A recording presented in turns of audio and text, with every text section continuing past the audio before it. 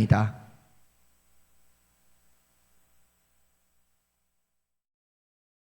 시편 101편 우리 1절과 2절 말씀, 두 구절 말씀입니다. 시편 101편 1절과 2절 말씀입니다. 우리 말씀 다 함께 읽겠습니다. 내가 인자와 정의를 노래하겠나이다. 여호와여, 내가 주께 찬양하리이다. 내가 완전한 길을 주목하오리니 주께서 어느 때나 내게 임하시겠나이까. 내가 완전한 마음으로 내 집 안에서 행하리이다. 아멘. 아버지 하나님 감사합니다. 이렇게 추석이 시작되는 거룩한 주일날 주님 앞에 나와 주의 말씀을 듣기를 원합니다. 오직 주님만 말씀하여 주옵소서. 감사드리며 예수님의 이름으로 기도드립니다. 아멘.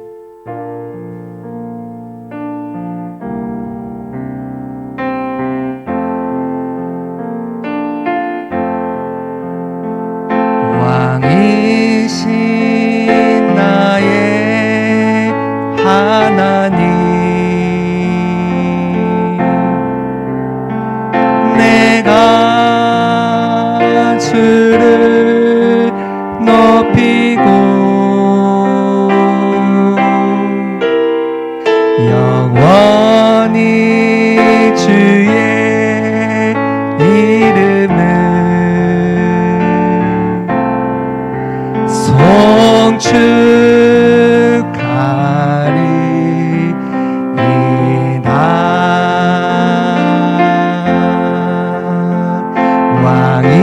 왕이신 나의 하나님, 내가 주를 높이고 영원히 주의 이름을 송축하리이다.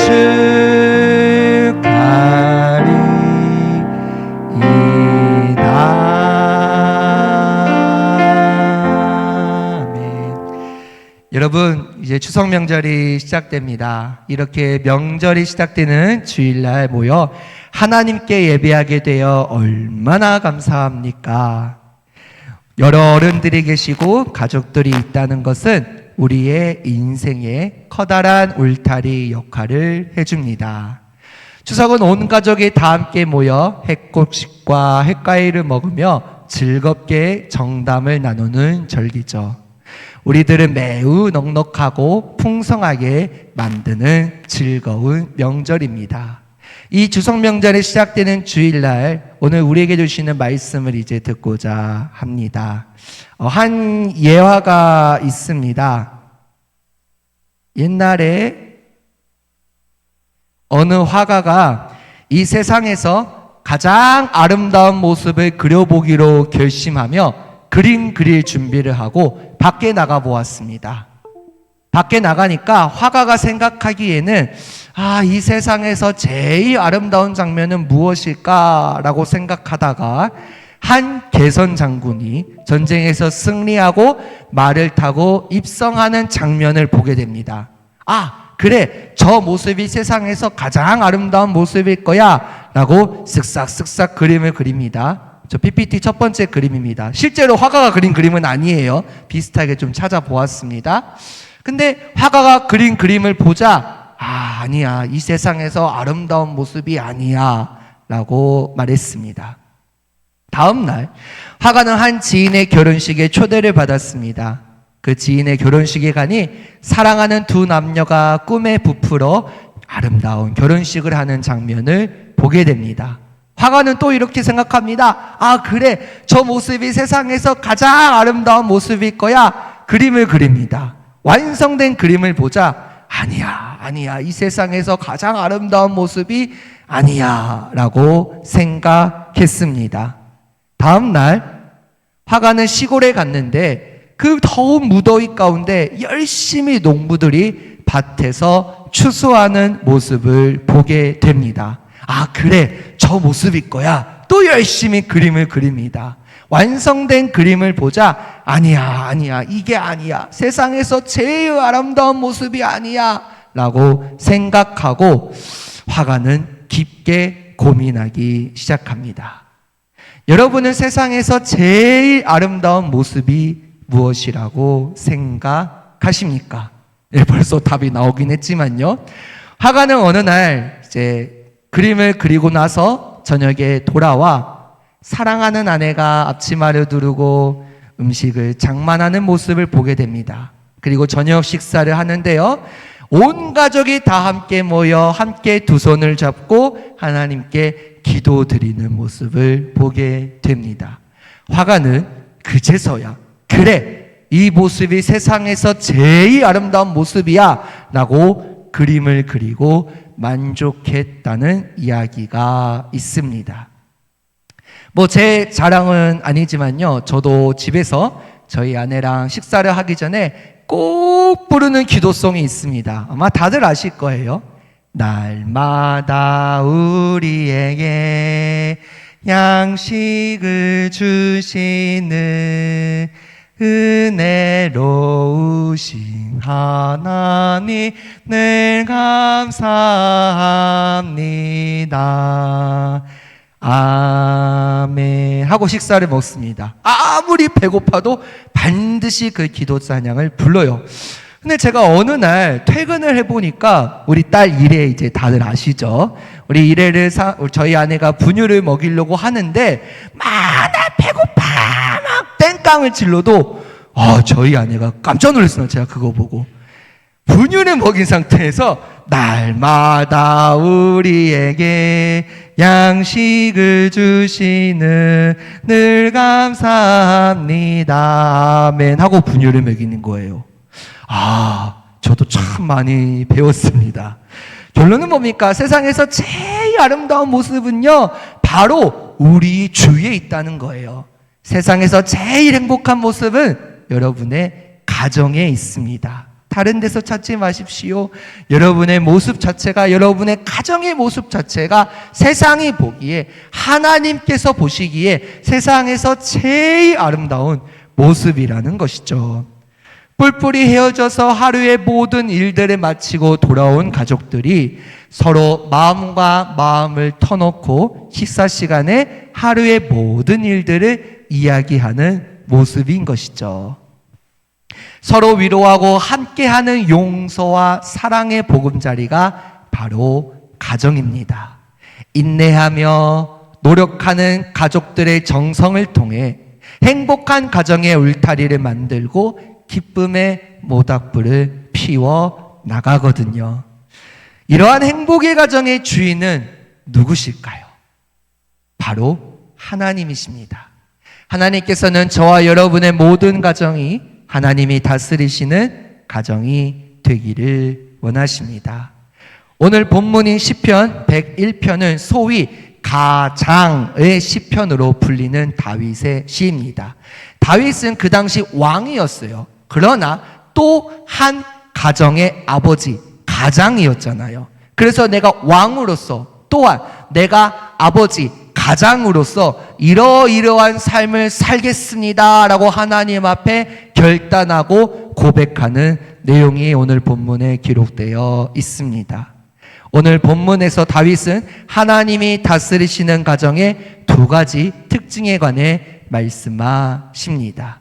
첫째로 하나님이 다스리시는 가정은 하나님의 인자와 정의를 노래하는 가정입니다. 우리 본문 1절 말씀 우리 한번 읽겠습니다. 내가 인자와 공의를 찬송하겠나이다. 여호와여 내가 주께 찬양하리이다. 아멘. 내가 인자와 공의를 찬송하겠나이다. 누구의 인자와 공의일까요? 여호와. 내가 여호와 하나님의 인자와 공의를 찬송하겠나이다 라고 다윗은 고백합니다. 우리가 하나님을 찬양할 때 잊지 말아야 될 것이 하나 있습니다. 하나님은 사랑이 많으신 하나님이시지만 공의로우신 하나님이시라는 사실을요. 하나님께서는 절대로 죄인을 용서하지 않으십니다.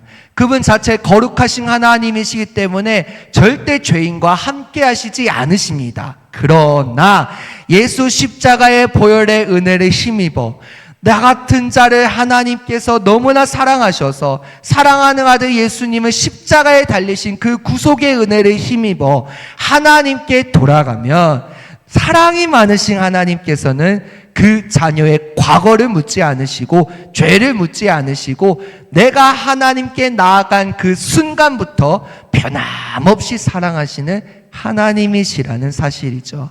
우리가 하나님을 찬양할 때 사랑의 하나님만 찬양하는 것이 아니라 공의로우신 하나님도 찬양하라라는 말씀이에요. 여호와여 내가 주께 찬양하리이다. 아까도 말씀드렸지만요, 이 시편 101편은 가장의 시편이라고 말씀드렸습니다. 다윗은 한 가정의 가장으로서 하나님의 인자와 공의를 찬양하며 또한 그 인자와 공의로 자녀를 양육한 아버지였거든요. 제가 8월 초에 자녀를 양육하는 것에 대해 한번 말씀을 드린 적이 있습니다. 다른 세대가 아닌 다음 세대가 되기 위해 하나님만을 경외하십시오. 하나님만을 예배하십시오. 하나님만을 섬기십시오. 왜요? 부모가 가정의 신앙교사이기 때문이죠. 자녀를 말씀으로 양육하라 라고 말씀드렸습니다. 그럼 어떻게 양육합니까? 인자와 공의로 양육하라는 말씀이죠. 에베소서 6장 4절에 이렇게 말씀하십니다. 쉬운 성경으로 준비했습니다. 우리 다 함께 읽겠습니다. 아버지는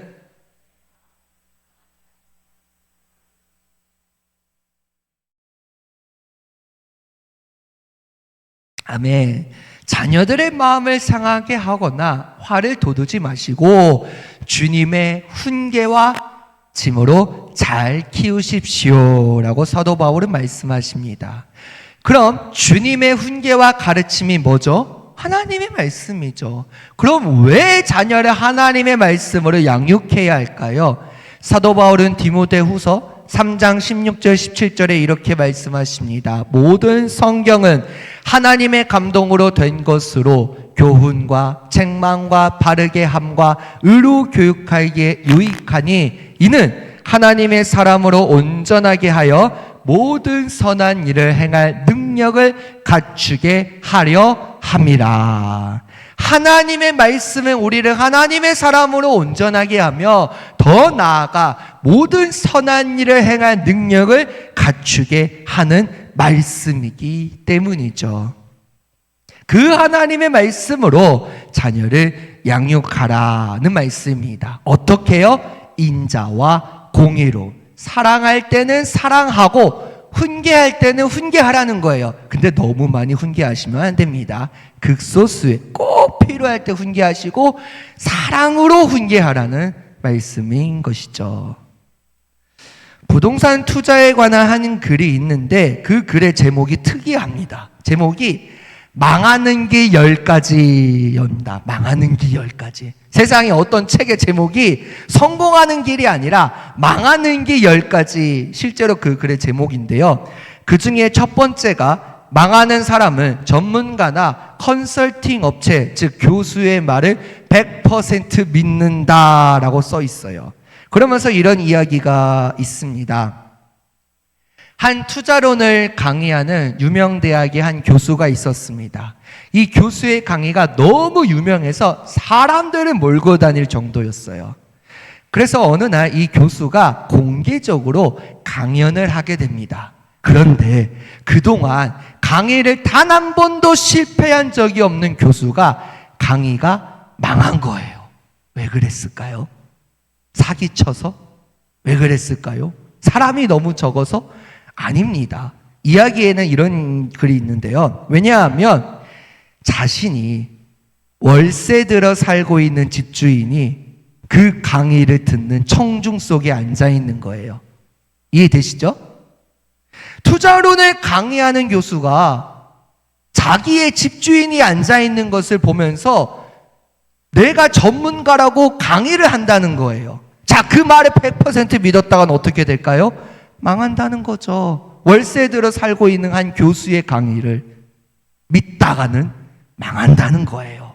그 외에도 여러 가지가 있는데 사람을 믿으면 망한다는 거예요. 결론은 세상을 믿으면 망한다는 거예요. 그럼 누구를 믿어야 될까요? 어떻게 살아가야 될까요? 프란시스 셰퍼가 쓴 책인데요. 그러면 우리는 어떻게 살 것인가의 이 책의 결론은 다음과 같습니다. 우리는 하나님의 말씀으로 살아가야 합니다. 이 책이 처음에 제가 겉표지를 볼 때는 전혀 신앙서적 같지 않은 거예요. 그냥 컨설팅 업체 말을 망하는구나 하는데 책을 계속 비교를 합니다.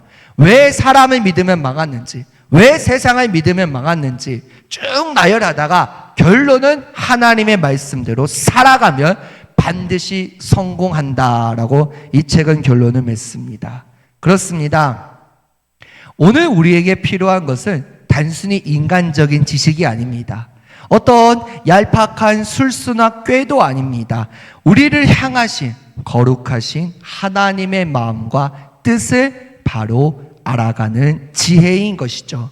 오늘 우리가 그 말씀을 바로 알고 바로 깨닫고 그 말씀을 따라 바로 살기를 결단할 때 하나님께서 우리를 바꾸십니다. 하나님의 말씀이 우리를 온전하게 하십니다. 즉 하나님께서 다스리시는 가정은 하나님의 말씀을 통해 인자와 정의를 찬양하며 더 나아가 그 인자와 정의로 가족을 이끌어 하나님께 영광 돌리는 가정이 바로 하나님께서 다스리시는 가정입니다.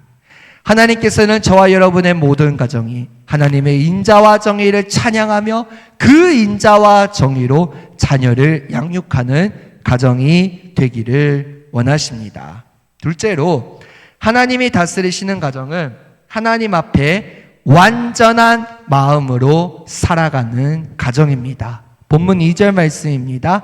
내가 완전한 길을 주목하오리니 주께서 어느 때나 내게 임하시겠나이까 내가 완전한 마음으로 내 집 안에서 행하리이다. 하나님 앞에서 완전한 마음으로 행하리이다 라고 다윗이 고백하고 결단하는 것이죠. 그렇다면 하나님 앞에서 완전한 마음으로 행하는 것은 무슨 의미일까요? 그것은 더욱 힘써 하나님과 동행하고 하나님과 함께하는 삶을 말합니다.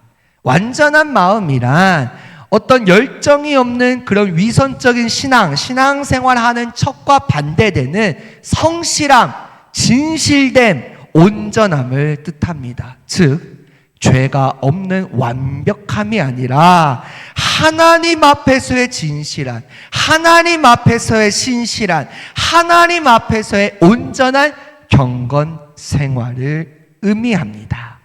하나님 앞에서 코람데오라는 말을 잘 아실 겁니다. 코람데오란 하나님 앞에서 내가 이러한 삶을 살겠습니다.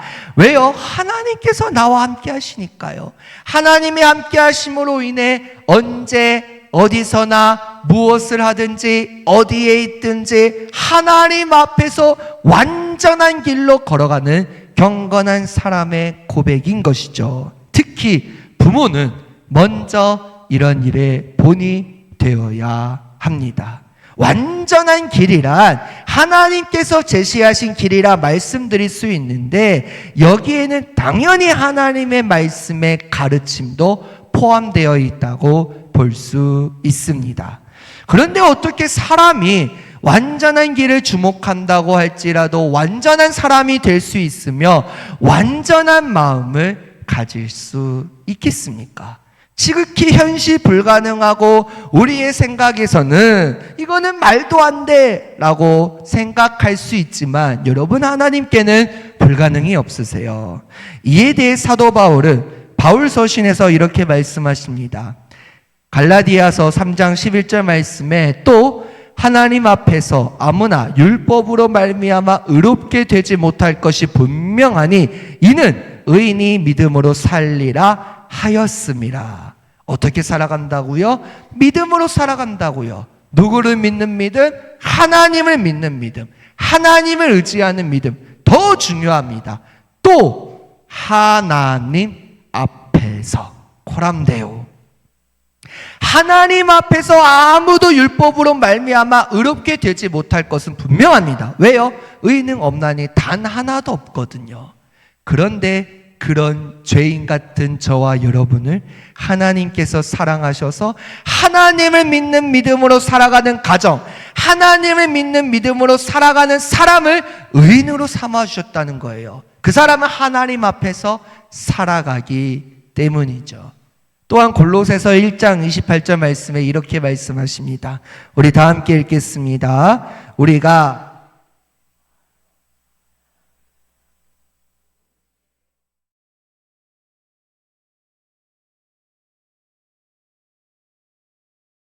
아멘. 우리가 그를 빨간색입니다. 전파하여 각 사람을 권하고 모든 지혜로 각 사람을 빨간색입니다. 가르침은 왜 가르칩니까? 왜 자녀를 양육합니까? 각 사람을 그리스도 안에서 완전한 자로 세우려 함이니. 즉 여기 본문과 사도 바울이 고백한 완전한 사람이란 어떤 사람의 노력에 의해 완전한 사람이 아니라 그리스도 안에서, 예수 그리스도 안에서 완전한 자로 하나님의 뜻대로 살려고 애쓰는 사람이 완전한 사람이라는 것이죠.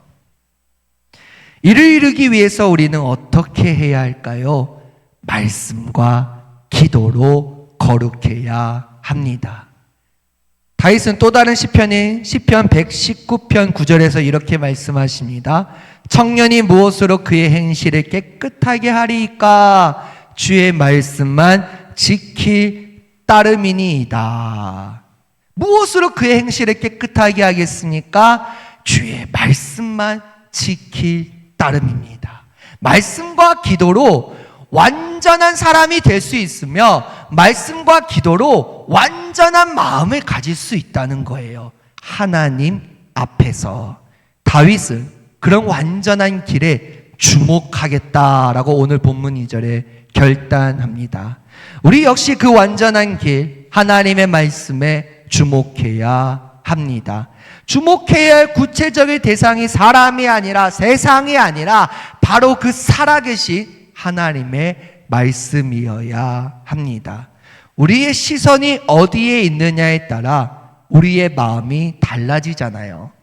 완전한 마음을 가지기를 원하는 사람이라면 그 완전한 길인 하나님의 말씀에 주목해야 합니다. 세상의 길을 주목하면 절대로 완전해질 수 없거든요. 사람을 보며 세상을 볼 때 만족함이 없었네. 나의 하나님 그분을 뵐 때 나는 만족하였네. 사람을 보며 세상을 볼 땐 만족함이 없어요. 사람을 보며 세상을 볼 땐 절대로 완전해질 수 없습니다. 그러나 나의 하나님 그분을 볼 땐 만족합니다. 나의 하나님 그분을 볼 땐 완전한 삶을 살아갈 수 있다는 거죠. 하나님께서는 저와 여러분의 모든 가정이 코람데오 하나님 앞에서 완전한 마음으로 살아가는 가정이 되기를 원하십니다. 오늘 예배의 자리에 나온 성도 여러분, 믿음의 가정에게 가장 필요한 것이 무엇일까요? 돈 많이 벌어 집으로 가져오는 것입니까? 아니면 사회에서 높은 지위나 명예를 얻는 것일까요? 아닙니다. 정말로 만약 이런 것이 중요하다면 다윗은 왕으로서, 가장으로서 자기가 통치하는 나라를 부강하게 만들겠다는 결단과 그 나라를 세계 만방에 알리겠다는 포부를 성경에 밝혀야 되는데 단 한 번도 그런 고백을 한 적이 없어요. 하나님 앞에서 내가 온전히 살겠습니다. 내 집 안에서 완전히 행하겠습니다 라고 고백하잖아요. 하나님께서 다스리시는 가정은 하나님의 인자와 공의를 찬양하며 그 인자와 공의로 자녀를 양육하는 가정입니다. 하나님께서 다스리시는 가정은 코람데오, 하나님 앞에서 완전한 마음으로 살아가는 가정입니다. 그런 가정이 되기 위해 제가 기도문을 준비했습니다. 복된 가정을 위한 기도인데요. 그 기도문이 이렇게 쓰여 있습니다. 좀 긴데 요약을 하면, 하나님, 저를 통해 주의 이름 높임을 받으시옵소서. 하나님, 우리 가정을 통해 주의 이름 높임을 받으시옵소서. 우리 가정의 주인이신 주님을 찬양합니다. 주님이 우리 가족을 위해 십자가를 지셨습니다. 구원자이신 주님을 찬양합니다. 주님이 예배와 경배와 찬양을 받으소서. 예수님 이름이 높임을 받으소서. 하나님 아버지의 이름이 거룩히 여김을 받으소서. 우리 가정의 주인이신 하나님을 찬양합니다. 하나님을 주인으로 모시고 나를 통하여 나의 입술을 인하여 주의 이름 높임을 받으시옵소서. 예수님의 이름 높임을 받으시옵소서라고 기도하라는 거예요. 어떤 가정이? 하나님께서 다스리시는 가정이. 말씀을 정리합니다. 여러분, 가정의 주인은 하나님이세요. 아버지도 아닙니다. 어머니도 아닙니다. 부모가 아닙니다. 하나님이십니다.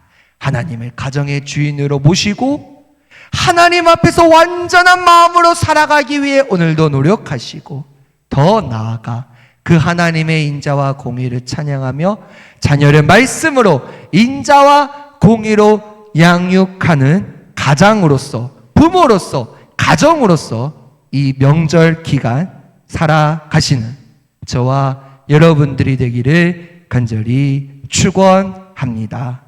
우리 이 시간 기도하기를 원합니다.